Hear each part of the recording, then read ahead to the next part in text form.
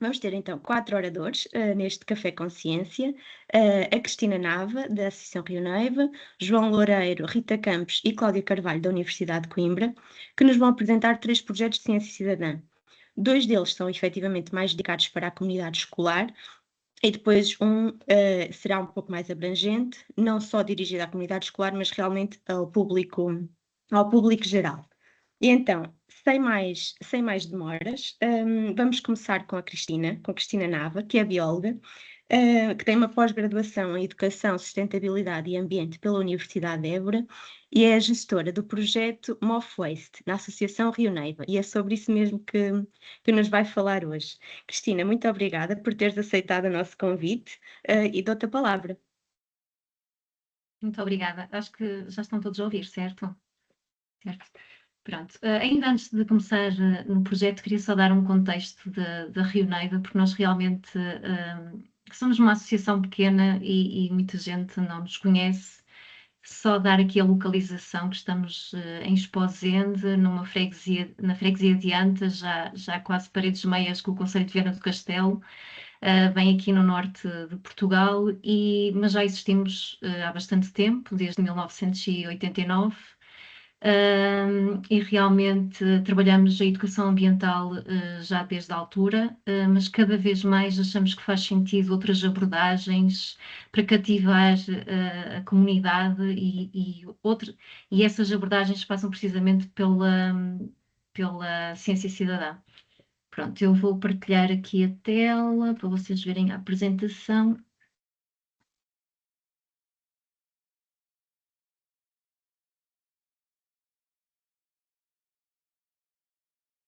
Ok. Imagino que já estejam a ver. Pronto. Então, começar talvez pelo título do projeto, o MOF Waste, ainda que este projeto tenha sido muito bem sucedido, foi um projeto que aconteceu no contexto escolar, e foi muito bem sucedido, mas aqui o nome é que não foi muito bem sucedido porque realmente era um nome em inglês e surgiam aqui algumas variações, desde o Mood Waste, um Off Waste, foi assim muito engraçado de ir recebendo aqui estas variações do nome e realmente muitas das pessoas nos perguntam, mas porquê Off Waste? Porquê associar a palavra museu ao desperdício alimentar? E nós achamos na altura, este foi um projeto que arrancou em 2021, não com esta perspectiva da ciência cidadã, mas mais uma perspectiva de capacitar a comunidade para a questão do desperdício alimentar, com várias oficinas de aproveitamento alimentar. E na altura perguntaram, mas que raio de nome é este? Porquê é que põe o MOF Waste? Porque realmente nós na altura, quando estávamos a preparar a candidatura, achamos que os museus são espaços de reflexão e de discussão, e muitas das vezes mostram-nos coisas que nos fazem discutir. E realmente o desperdício alimentar é uma coisa que ainda precisa de ser discutida e que mudou muito ao longo do tempo. Há várias décadas atrás, basicamente em Portugal, no nosso contexto, num país pobre, quase não havia desperdício, e agora vivemos numa sociedade de hiperconsumo em que realmente há aqui uma grande mudança e um grande desperdício. E nós achamos que realmente o desperdício alimentar devia pertencer ao passado, daí esta ligação ao museu antigo, o nome do projeto. Pronto, em 2024 recebemos aqui um financiamento muito interessante do Impetus for Citizen Science, que nos permitiu criar aqui um projeto muito mais estruturado, que nos permitiu integrar aqui o conceito da ciência cidadã, desta nova metodologia, e aplicá-lo não só no contexto de Esposende, mas também no contexto de Viana do Castelo, de um concelho vizinho, de uma escola onde costumamos trabalhar e temos proximidade. Portanto, foi um projeto que se realizou no total de 6 escolas. Na verdade, quando submetemos em candidatura o projeto, a ideia inicial era só trabalhar com 2 escolas em Esposende e depois uma única escola em Viana do Castelo, mas quando começamos a falar sobre o projeto com entidades e com municípios, achamos que fazia muito mais sentido exponenciar.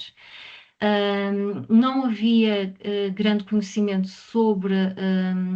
conhecimento quantitativo sobre o desperdício alimentar, Nós sabemos que o desperdício alimentar é um tema que está na agenda de vários municípios e pretende ser trabalhado mesmo em contexto de escola.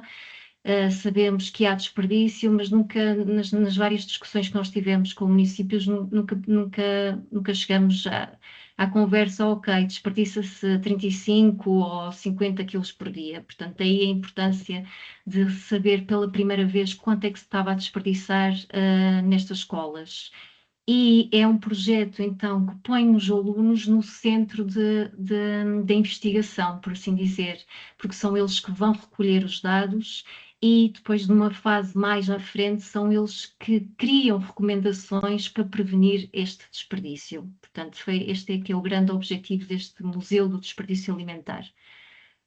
Pronto, eu basicamente trago-vos um dos resultados deste projeto, que foi uma exposição que esteve em itinerância nas escolas, participantes no projeto, e há aqui um primeiro póster que nos diz confrontar e mobilizar.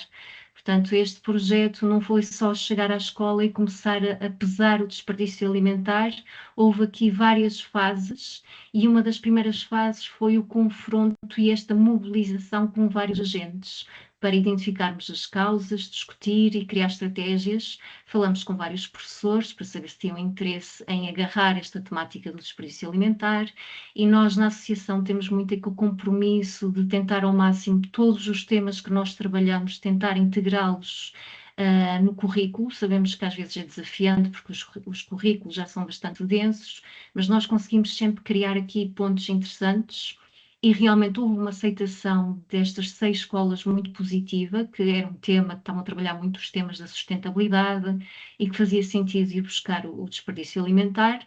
Depois, para além destas reuniões com professores, tivemos aqui a necessidade de reunir com os trabalhadores das cantinas escolares, porque normalmente até, não sei, são um bocadinho excluídos destes projetos, e nós, a partir do momento que íamos trabalhar com comida, que íamos entrar numa cantina, claro que sim, que tínhamos que integrá-los no projeto, e então houve aqui uma necessidade de reconhecer as práticas que eles realizavam, quanto se existia alguma consciência sobre o desperdício alimentar, se faziam alguma coisa para o prevenir, ao ponto de tentarmos caracterizar o sistema de uma cantina para perceber se ela podia ser melhorada para prevenir o desperdício alimentar. Ou seja, ainda no início do projeto teve que se criar aqui uma relação de empatia com estes colaboradores das cantinas, porque realmente têm um trabalho muito duro, e nós de repente íamos acrescentar aqui uma nova camada, que seria de pesar o desperdício alimentar no final da refeição. E uma das formas realmente de criar essa empatia era não só perceber que práticas é que eles realizam, mas também como é que eles se sentem no próprio momento da entrega da refeição, por exemplo, e também criar aqui workshops que beneficiassem também o conhecimento que eles já têm de aproveitamento integral de alimentos. Organizamos aqui com parceiros workshops do tal reaproveitamento, que foi muito interessante e muito lúdico, divertido, e aí foi uma porta aberta para entrarmos num espaço que era deles. Pronto, para além destas ações de sensibilização com este staff das cantinas, com os professores, com a própria comunidade educativa, houve aqui então a necessidade de reunir com autoridades locais, com o município, sobretudo com o município de Esposende, que é aquele que temos mais proximidade e onde nos inserimos, e que também realmente havia esta necessidade de perceber, porque trabalham com a gestão de resíduos, ok, o que é que nós podemos fazer para melhorar, e vamos então recolher os dados com a ajuda destes estudantes. Pronto, e no fundo o que nós quisemos foi criar uma ponte entre a comunidade educativa e a ciência, porque nós não somos uma entidade académica, somos uma organização não governamental de ambiente, mas mesmo assim podemos levar a ciência às escolas, porque temos uma equipa com formação também na área da ciência, e também porque realmente nós somos um território que estamos um bocadinho afastados de grandes centros universitários, e, portanto, há esta necessidade de, através da sociedade civil, destas organizações de sociedade civil, levar um bocadinho da ciência. E estas pontes porque realmente nós, quando chegamos às escolas, nós sentimos que os miúdos até têm uma ligeira percepção de que existia um desperdício alimentar, mas há assim uma apatia inicial quando começamos a conversar, e também fazemos sempre muito aquele exercício. Há apatia, mas também não há muita reflexão, porque basicamente o período do almoço é curto. E acho que eles não refletem muito bem, porque nós fazemos muitas vezes a pergunta: então, quantos de vocês é que comeram a refeição completa? E eles logo questionam: mas como assim a refeição completa? E nós temos que dizer a sopa, o prato principal, a sobremesa, o pão, a fruta, porque vocês, quando tiram a senha, todos esses itens estão incluídos numa refeição completa, e portanto, se vocês não tirarem a sobremesa, ou se não tirarem a sopa, já vai haver um desperdício. Portanto, é aqui muito interessante trabalhar com estes miúdos. Foi um projeto que trabalhou, ou seja, entre níveis escolares do 5º ao 9º ano de escolaridade, e é um projeto que resulta muito bem de ser executado na altura da Semana da Alimentação, celebra-se em outubro a alimentação, e então encaixamos nessa altura. Basicamente, houve aqui vários momentos quando aproximamos esta comunidade educativa da ciência, que houve logo um primeiro momento de capacitá-los. De capacitar, ou seja, havia um primeiro momento em que nós criamos ferramentas desde a criação de um protocolo, e no primeiro momento nós tínhamos que falar do contexto do desperdício alimentar, mas também apresentar o protocolo e perceber se fazia sentido para todos os anos de escolaridade, em conjunto com os professores, com os auxiliares da cantina, e fazer uma primeira testagem, porque realmente estávamos a recolher dados, perceber, ok, a balança está bem calibrada, quando é que nós podemos efetuar realmente a pesagem do desperdício alimentar? Tem que ser sempre no fim da refeição. Portanto, organizamos aqui de uma maneira que no final da refeição, pelo menos dois estudantes fossem acompanhados por um professor ou pelo próprio staff da cantina fazer a tal pesagem. Nós estávamos a trabalhar aqui com 3 tipos de desperdício alimentar, porque não nos interessava só perceber o desperdício que é feito precisamente pelos estudantes no refeitório, mas também interessava-nos saber o desperdício das cascas, ou seja, do não comestível, porque ao saber essa informação, ou seja, da confecção, do desperdício que acontece na cantina, lá dentro da cozinha, também íamos de alguma maneira informar este staff da cantina e tentar criar em conjunto estratégias que minimizassem este desperdício do orgânico, do não comestível. E também, portanto, 3 categorias de desperdício. Dentro da cozinha seria o não comestível da confecção, e a própria sobra, ou seja, isto significa aquilo que é confeccionado e depois o aluno não vem buscar. E depois a terceira categoria seria então o desperdício do refeitório. Pronto, houve então, como eu estava a dizer, este momento da capacitação muito importante, o que é a ciência cidadã, e eles perceberem que todos podemos participar na ciência, porque normalmente este é um conceito muito abstrato, sobretudo para crianças do 5º e do 6º ano, e perceberem que, ou seja, nós estamos muitas vezes habituados a receber informação, ciência, ciência, ciência, mas muitas das vezes achamos que não podemos participar nela, e realmente estes momentos de capacitação que nós realizamos foram muito importantes para eles perceberem que realmente são capazes de também serem cientistas. A nível de resultados, temos este terceiro momento, que era o agitar consciência, como eu estava a dizer, pesar diferentes categorias do desperdício. 6 escolas, houve aqui a necessidade de 40 dias de pesagem, ou seja, todos os dias, os dias úteis em que eles se mobilizavam no final da refeição. Cada turma estava alocada a um dia, também para não sobrecarregar, e fizeram esta monitorização durante 40 dias, e chegamos aqui a 6,24 toneladas de biorresíduos. Nós, na altura, quisemos saber, ok, se em 40 dias chegamos a este resultado, qual será aqui qual será a estimativa se fosse num ano, e isto realmente é assustador, seriam aqui estas 37 toneladas e uma estimativa assim aproximada destas 6 escolas. Fazemos sempre a brincadeira, então, mas isto quantos quilos é que são? 37 toneladas, qual é aqui a passagem para quilos? E eles às tantas até às vezes ficam mais impressionados com os quilos propriamente com as toneladas. Tem aqui só uma amostra de alguns dos resultados que nós obtivemos, porque realmente há uma grande fatia associada ao desperdício do refeitório, que são os 53%, aqueles de desperdício, e depois tentamos fazer aqui uma comparação entre escolas, claro que fizemos ajustada à proporção do número de alunos, não divulgamos o nome das escolas participantes porque achamos que não era ético e depois poderia aqui haver algum tipo de disputa, mas discutimos aqui estes valores. Para além desta parte da pesagem do desperdício alimentar, também foi muito interessante criar um questionário que estava aberto a toda a comunidade educativa. Este questionário era acedido a partir de um QR Code simples, para nós percebermos, ok, há este desperdício alimentar, mas porquê que existe? Ou seja, submergir no problema. E nós percebemos que até 53,4% gostava da refeição, 55% reconhecia que há desperdício na escola e que preocupava-se com o tema.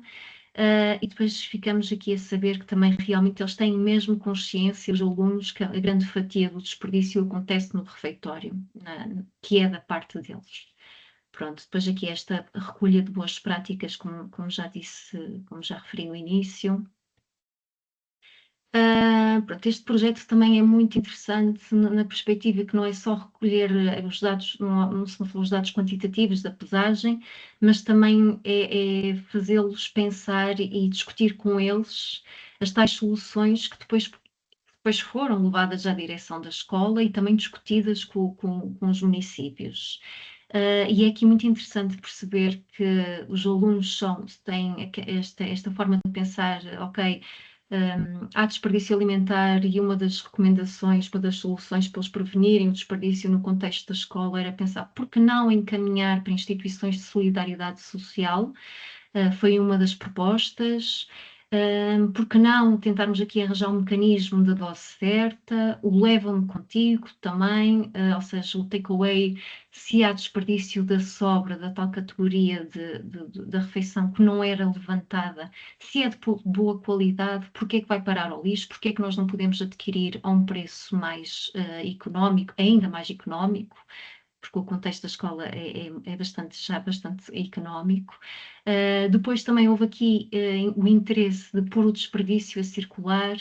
Há aqui escolas que trabalham muitas questões da compostagem e aquela tal categoria que eu vos falei inicialmente do não combustível, destas sobras das cascas, que podem ser um capital, um adubo natural para alimentar estas hortas que eles têm e pôr aqui então o desperdício circular. Depois também achamos interessante esta gamificação, porque na altura faziam algum comentário do género, o questionário tinha algumas respostas abertas, nós não queremos só palestras, nós queremos jogos, nós queremos pesar o desperdício alimentar, porque realmente temos aqui que criar outras estratégias para cativar a atenção dos alunos, estas novas formas de educar. Pronto, estas foram algumas das recomendações que foram criadas pelos estudantes.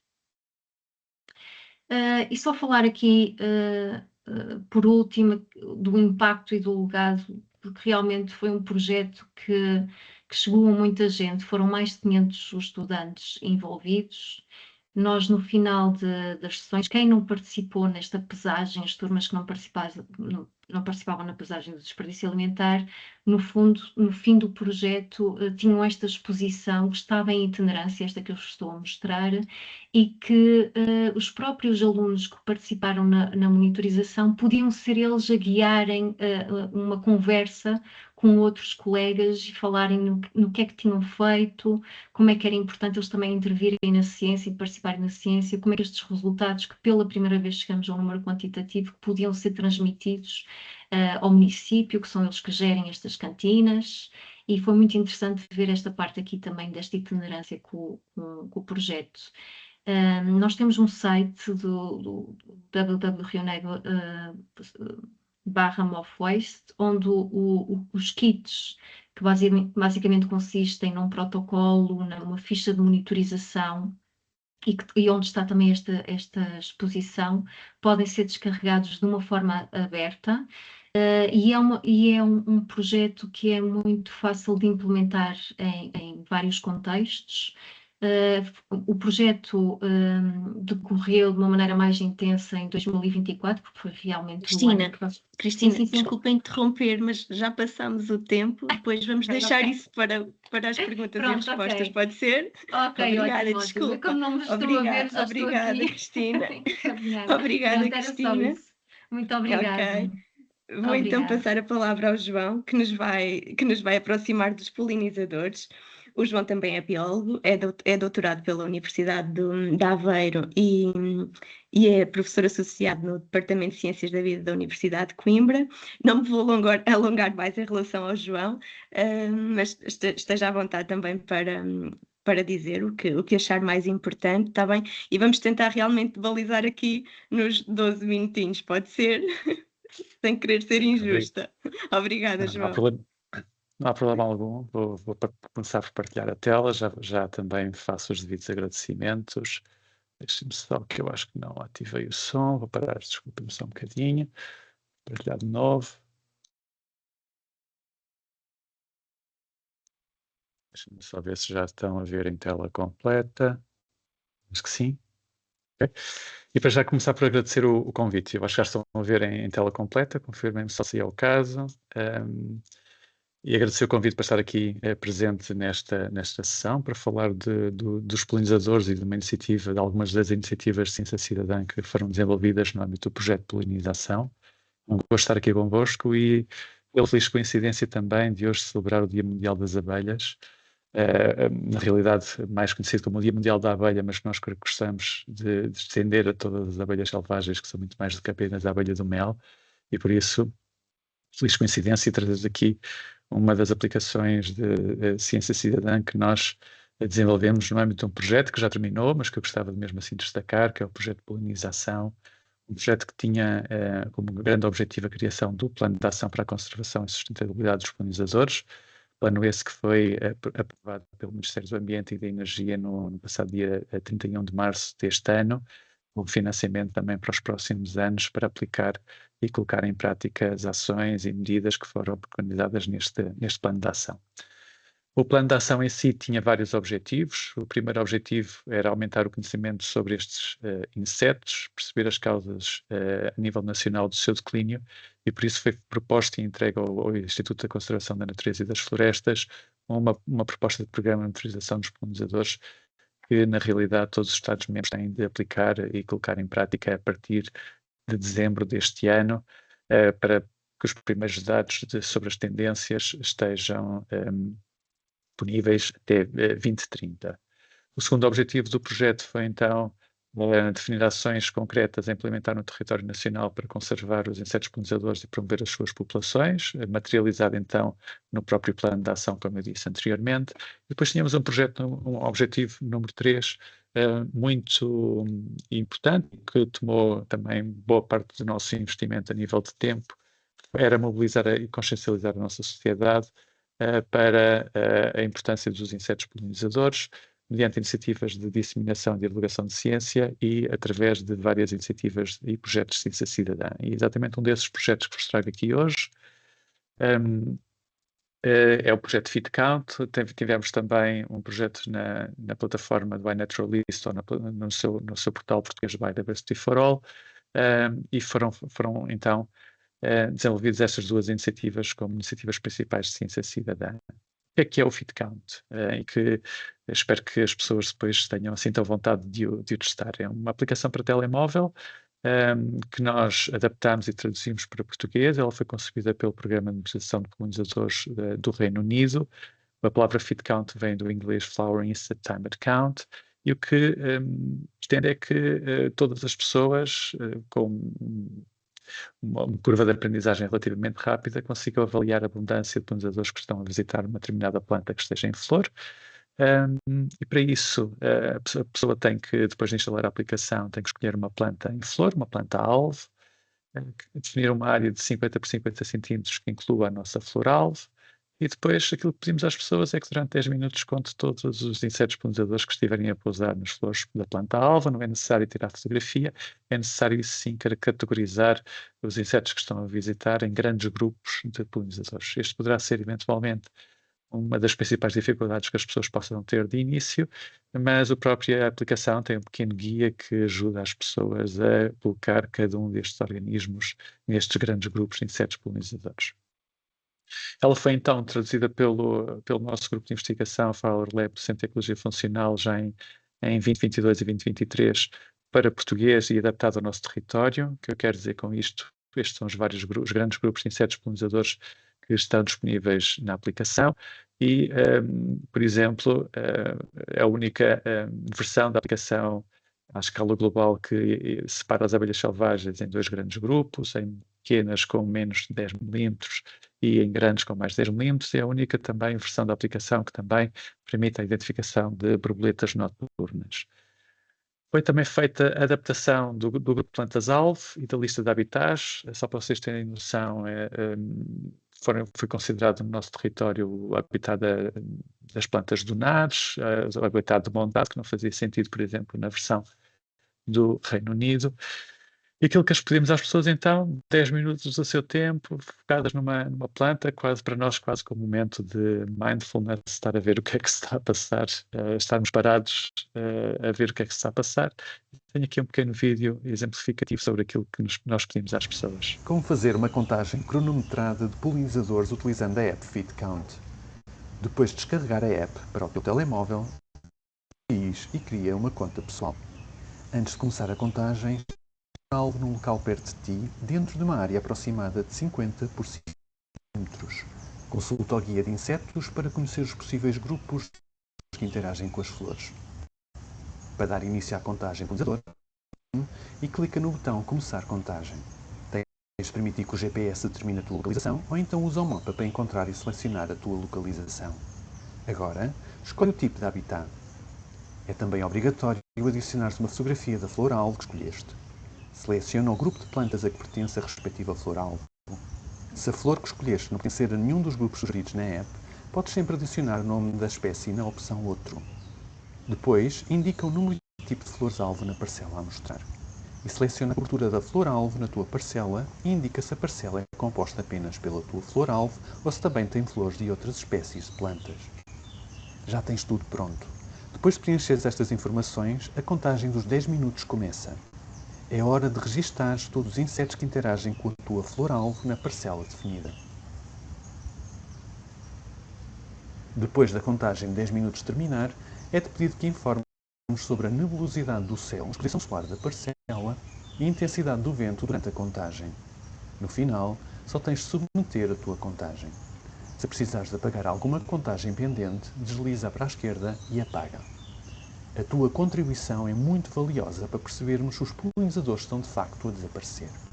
Para mais informações, acesse o site da Polinet ou contacta-nos através do e-mail do projeto de polinização.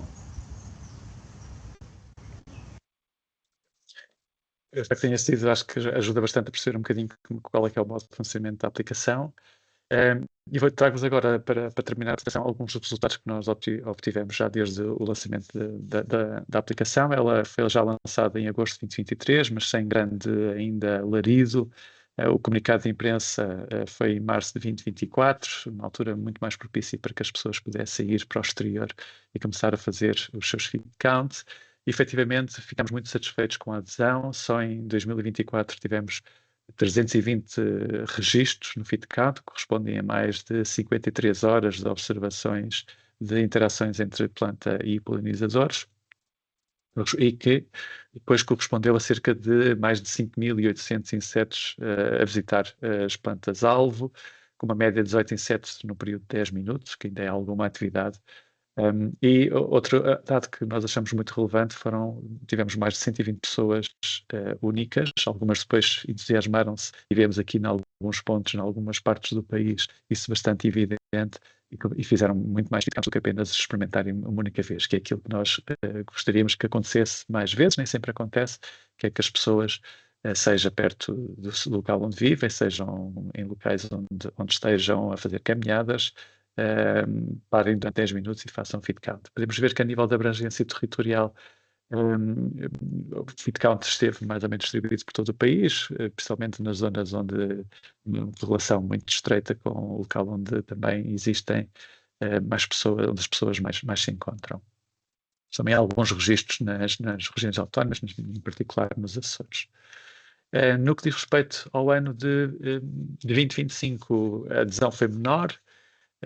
Tivemos 144 registros, cerca de 25 horas de observações, cerca de 9 insetos em cada período de 10 minutos, 54 participantes únicos.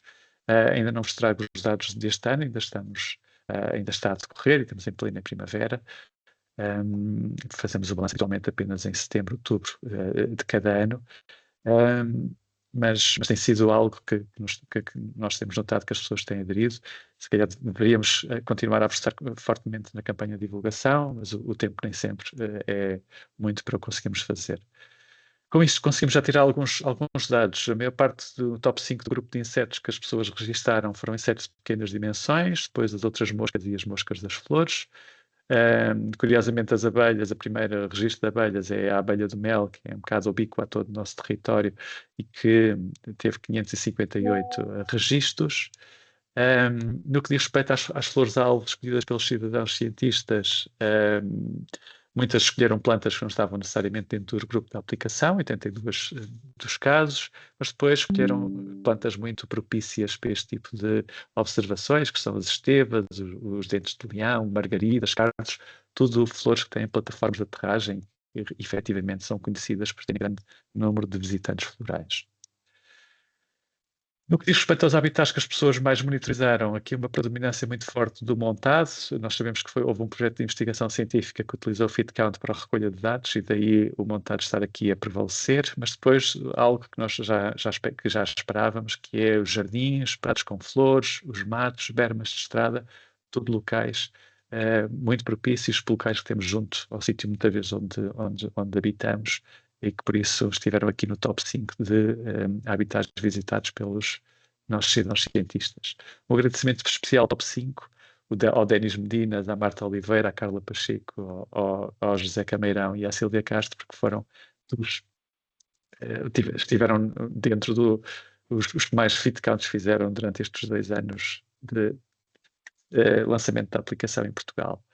Não vou perder muito tempo aqui, só vou mostrar o tipo de dados que nós depois podemos correlacionar entre o tipo de planta e o tipo de habitat. Para cada tipo de habitat, que tipo de insetos é que foram mais vistos a visitar. Isto permite-nos fazer depois entrar com alguns dados, algum tipo de análise um bocadinho mais complexa, como fazer algumas redes de polinização e perceber que tipo de polinizadores é que são mais importantes para cada tipo de planta. E de resto o meu tempo está a acabar, só para vos deixar aqui em resumo, tivemos já então 2 anos de contribuições com um nível que nós achamos muito satisfatório, sendo melhor no primeiro ano. No segundo ano o próprio projeto esteve mais focado na parte dos entregáveis, nomeadamente o próprio plano de ação e proposta de monitorização, e por isso com menos tempo para as campanhas de divulgação. Isso nota-se, e é algo que até podemos discutir mais à frente, que é a necessidade contínua de apostar em estratégias de comunicação efetivas das iniciativas de ciência cidadã, caso contrário elas poderão acabar por ter uma menor adesão ao longo do tempo. Foi utilizada quer por cidadãos cientistas, quer por investigadores, e agora resta-nos a nós também perceber e avaliar a qualidade dos dados obtidos e a sua relevância, por exemplo, em questões como a garantia de conformidade ambiental, como é que nós podemos utilizar estes dados para mudar políticas públicas. Agradecer a toda a equipa do Flower Lab que esteve envolvida na parte da tradução, a toda a equipa de polinização que esteve envolvida na produção do vídeo, da estratégia de comunicação e disseminação, e agradecer também aos parceiros do esquema de monitorização do Reino Unido por nos terem permitido fazer esta adaptação e tradução da aplicação para português, e por isso deixar agora espaço depois para as perguntas a seguir, e agradecer novamente mais uma vez o convite para estar aqui presente. Obrigada a nós, João. E agora, para terminar então, vou dar a palavra à Rita Campos e à Cláudia Carvalho. São ambas investigadoras no Centro de Estudos Sociais da Universidade de Coimbra e são as coordenadoras do projeto ATEN que nos vão apresentar. Não sei se a Cláudia já está, Rita, se começas tu. Pronto, vocês vão gerindo, está bem? Está bem, não sei, Cláudia. Sim, eu já estou. Bom dia. Nós não ensaiámos a comunicação. Pronto, eu vou partilhar a tela e vamos falando. Sim, é isso. Bom dia a todos e a todas. Sim, bom dia a todos e a todas e muito obrigada pelo convite que surgiu também. Já está, não está em tela cheia ainda, pois não? Está, não, ainda não. Agora sim. Pronto, surgiu a partir da nossa participação no Encontro Nacional de Ciência Cidadã e a comunicação é basicamente a mesma, mas é uma oportunidade também de trazer o ATIN para um público diferente. O ATIN tem uma equipa grande, eu e a Cláudia dividimos a coordenação e a Catarina Leitão é uma colega que entrou já depois, mas que tem sido uma peça fundamental para a implementação do ATIN nas escolas. Cláudia, tu interrompe-me quando quiseres. Certo. Continua, estás aí muito bem, podes continuar. Na verdade, o ATIN começou como um conceito teórico, quando eu e a Cláudia dividíamos a coordenação da participação do SES na Agência Ciência Viva. Portanto, o SES é um laboratório associado da Associação Ciência Viva, e nós criámos, assim, com o nosso colega José Pedro Monteiro, uma reflexão sobre como é que nós implementávamos no SES os projetos, os estágios de Ciência Viva no verão, muito voltado já para uma ideia de ciência cidadã, embora na altura estivéssemos a fazer ciência cidadã sem pensar bem na ciência cidadã. E então nós propusemos este conceito e levámo-lo ao encontro da Associação Europeia de Ciência Cidadã, que no fundo junta a ideia de fazer ciência cidadã enraizada nas comunidades, com as comunidades e a partir de problemas identificados nas comunidades e trazer para o debate um conjunto de saberes que não são necessariamente os saberes científicos, portanto, outros saberes da experiência, mais subjetivos, mais emotivos, portanto, de combinar um conjunto de conhecimentos para conhecer mais, criar sim conhecimento científico a partir de um local, numa relação muito horizontal. E depois, mais tarde, propusemos levar esse conceito para a prática, e que foi quando começou a surgir a ideia do ATIN, ainda no que nós chamávamos o projeto piloto, porque não tínhamos financiamento e agora com o financiamento ganhou uma identidade própria, mas a ideia era então de na prática testar o conceito, entendendo que a escola, como creio que já disse a colega do Neiva, é um ecossistema, não só com as diferentes pessoas que o habitam diariamente, tanto os professores, os alunos e os funcionários, mas também as famílias e as comunidades mais alargadas que se estendem a partir dessas pessoas. Outra questão importante que nós também praticamos muito no SES é a interdisciplinaridade profunda. Basta dizer que eu sou bióloga, a Cláudia é socióloga e a Catarina é psicóloga e trabalhamos com pessoas de diferentes áreas científicas. Portanto, tentar trazer essa interdisciplinaridade para estas sessões e abrir as portas da sala de aula, portanto, trabalhar independentemente do contexto. E sempre com os alunos em primeiro lugar. Portanto, a ideia é que, através da utilização da metodologia ATIN, que nós já vamos explicar, que os alunos se interessem pela aprendizagem da escola, nos conteúdos, nos processos, e também, principalmente os mais velhos, que também se comecem a interessar mais pelo seu percurso académico e a via profissional fora da escola. Portanto, sempre muito voltado para o pensamento crítico, para a autonomia, para a criatividade e, sobretudo, reconhecendo a diversidade inerente dos grupos de alunos e valorizar aquilo que eles podem trazer para para o processo. Portanto, da mesma maneira como nós, em contexto de investigação profissional, também trazemos diferentes competências e diferentes experiências, e é no conjunto, no global, que nós conseguimos trabalhar, e portanto aqui também, através de metodologias diversificadas, trazer, valorizar esses contributos que as diferentes crianças e jovens podem dar para o processo. Portanto, o que é o ATIN? É muito simplesmente replicar em contexto de sala de aula uma investigação científica com todos os critérios e as boas práticas de uma investigação. Pensar num tema, colocar uma pergunta de investigação, decidir a metodologia que vamos aplicar nessa investigação, desenhar um instrumento de recolha de dados e aplicá-lo, analisar e discutir os dados e depois esperemos sempre, nem sempre conseguimos, mas a ideia é sempre que haja uma comunicação desses resultados. Qual o papel? Os alunos aqui assumem o papel principal, eles são os investigadores principais, portanto, eles é que escolhem a investigação, o tema da investigação, eles é que fazem a pergunta de investigação, eles é que escolhem e desenham a metodologia, eles são os primeiros a analisar os dados depois deles próprios recolherem, e depois eles é que decidem de que forma é que vão comunicar esses dados. Os professores têm um papel fundamental, assim como a direção, principalmente na ponte com os conteúdos curriculares e no acompanhamento destes trabalhos no dia-a-dia.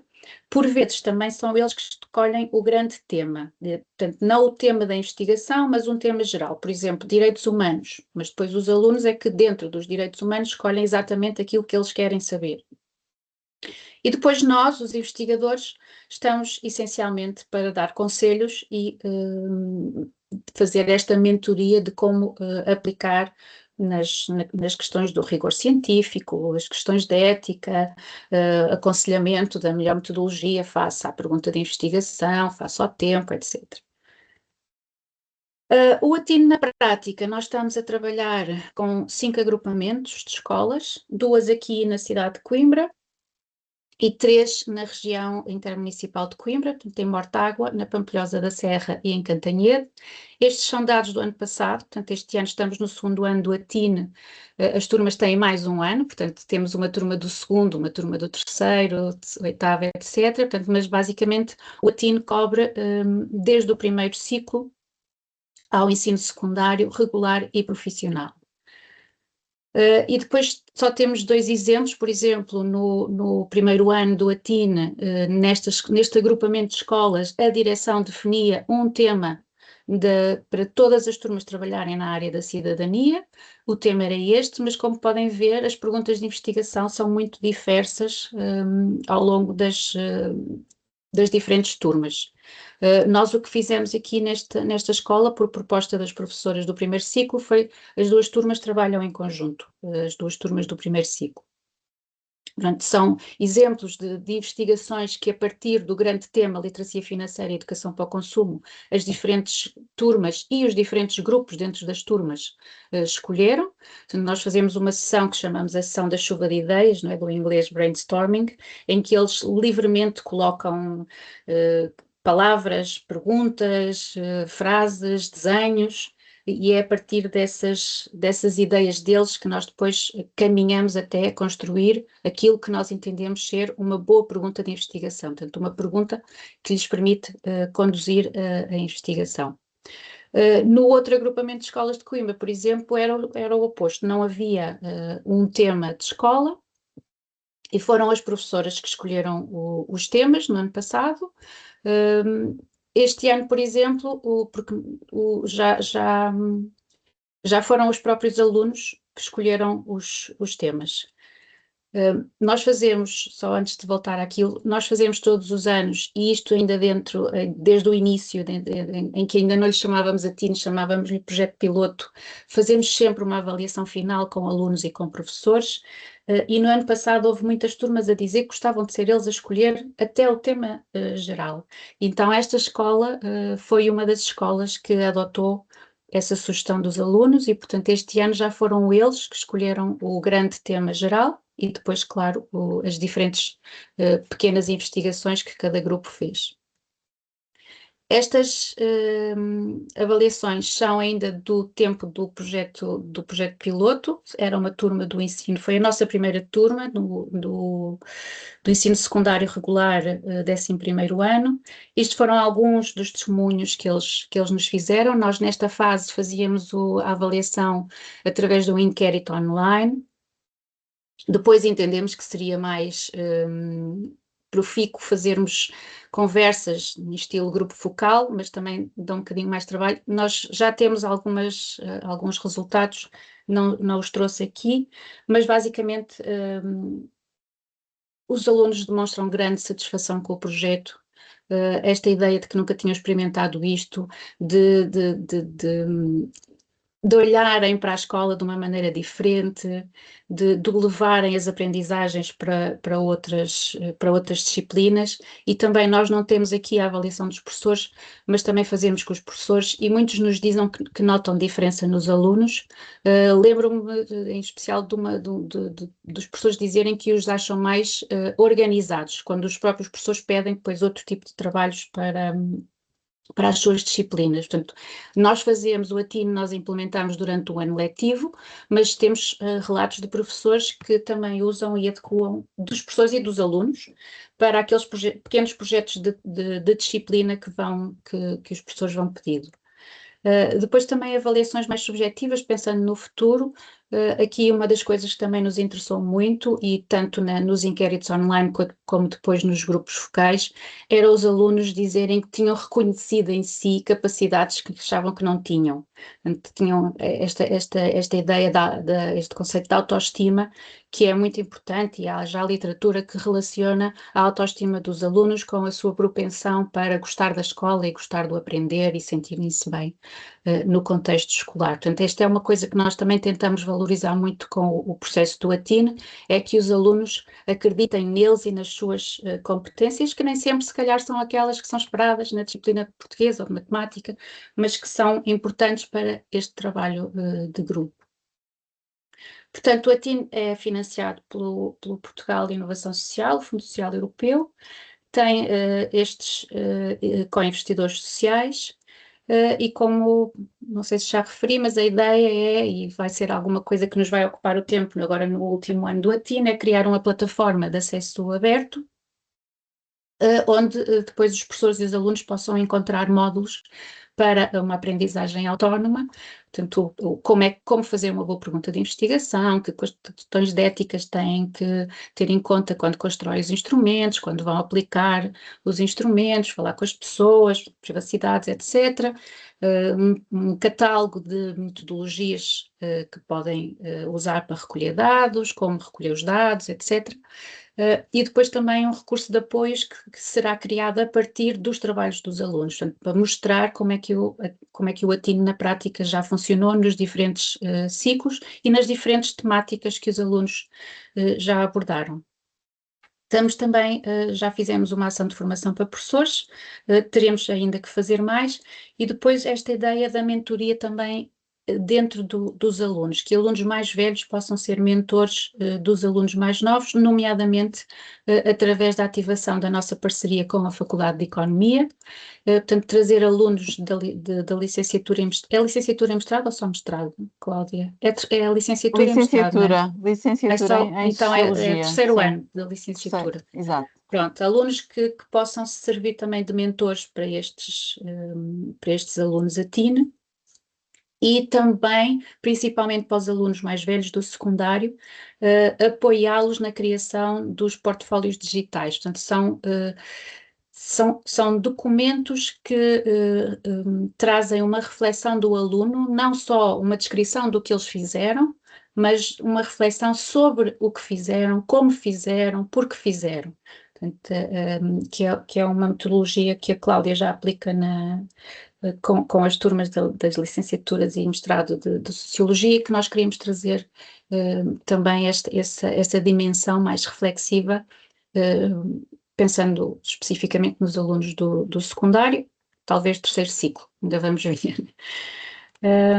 Esta é a nossa página dentro do site do SES, é assim mais uma página ficha técnica, mas se nos quiserem seguir, temos o Facebook e o LinkedIn, onde vamos atualizando as sessões que vamos fazendo nas diferentes escolas e com as diferentes turmas.